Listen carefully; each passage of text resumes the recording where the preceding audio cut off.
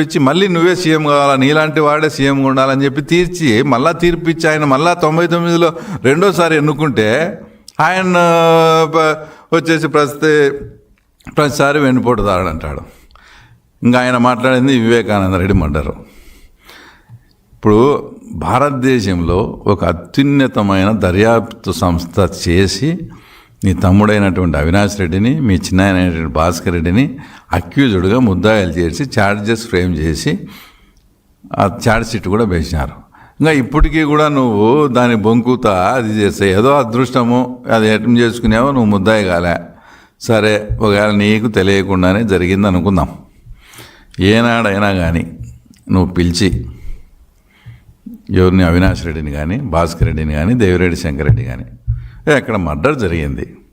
Murder జరిగిన తర్వాత మీరు మా మామ అంటే భారతి వాళ్ళ నాన్న హాస్పిటల్ నుంచి కాంపౌండర్ని పిలిపించి ఎందుకు కుట్లేపించినారు, తర్వాత ఎందుకు అక్కడ ఉండే సాక్ష్యాలను తారుమారు చేయాలని చూసినారు, అసలు మీకేం పని ఏంది, మీకేం సంబంధం, మర్డర్ జరిగింది మర్డర్ అని చెప్పాలి కదా, మీకు ఏని చేయమని ఎవరు చెప్పినారు అని నువ్వు ఏనాడన్నా కూర్చోబెట్టి అడిగింటే నీకు నిజంగా సంబంధం లేకుంటే నువ్వు అడిగేవానివి, లేదా నువ్వేనా చెప్పిండాలా వాళ్ళకు ఈ రకంగా చేయండి అని. ఏ బుద్ధన్న అడిగినావా? ఒకవేళ నీకు నిజంగా సంబంధం లేదంటే లేదు, సరే అనుకో. వీళ్ళని ఏ రోజన్నా అడిగినావా? వాళ్ళతో ఆ సమాధానం అడుగు, అప్పుడు నీకు అర్థమవుతుంది. లేదు ఇంకా నువ్వే చెప్పింటే మీ ఇద్దరు తోడదొంగలుగా.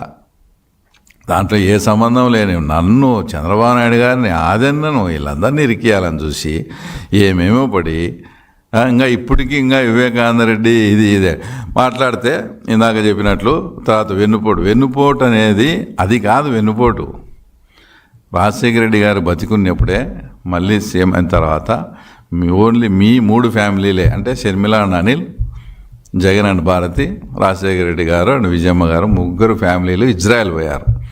ఒక హోటల్లో ఉండి రమ్మని ఇట్లా 50-50 చేయాలనుకున్నాము పాపకు కూడా, అంటే షర్మిలమ్మకు కూడా అని విజయమ్మ చెప్పినప్పుడు నాకు 5 మినిట్స్ టైం ఏంటని భారతి గారు ఉండే రూమ్లోకి పోయి జగన్ రెడ్డి ఆడ ఆమె ఏం చెప్పిందేమో వద్దు 60-40 కావాలంటే నాకు 60 ఆమెకు 40 కావాలని చెప్పడం, దానికి కూడా రెడీ అయ్యి అప్పటికప్పుడే ఒక ఎంఓయు కూడా రాసుకొని ఈ మధ్య షర్మిలమ్మ గారు విజయమ్మ గారు బయటపెట్టిన ఎంఓయు ఆ రోజు ఇజ్రాయెల్లో జరిగింది, అది కూడా బయటపెట్టి, అది కాదు నువ్వు వెన్నుపోటు అంటే ఆ రోజు మాట్లాడి 60-40 కూడా ఇస్తానని నువ్వు జైల్లో ఉన్నప్పుడు ఆమెను పాదయాత్రకంతా తిప్పుకొని ఆమెకు నువ్వు చేసినావు చూడు, అది ఒరిజినల్ వెన్నుపోటు అంటే. ఈ బుద్ధుడికి ఆస్తులు పంచేయకుండా ఈరోజు నువ్వు వెన్నుపోటుదారని సొంత చెల్లెలకు.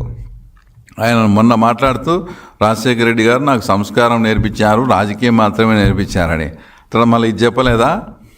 రేపు చెల్లెలకు న్యాయంగా పంచాల్సిన వాటా నువ్వు పంచేయాలా, అమ్మను గౌరవంగా చూసుకోవాలా, ఇట్లాంటివి కూడా చెప్పింటాడు కదా.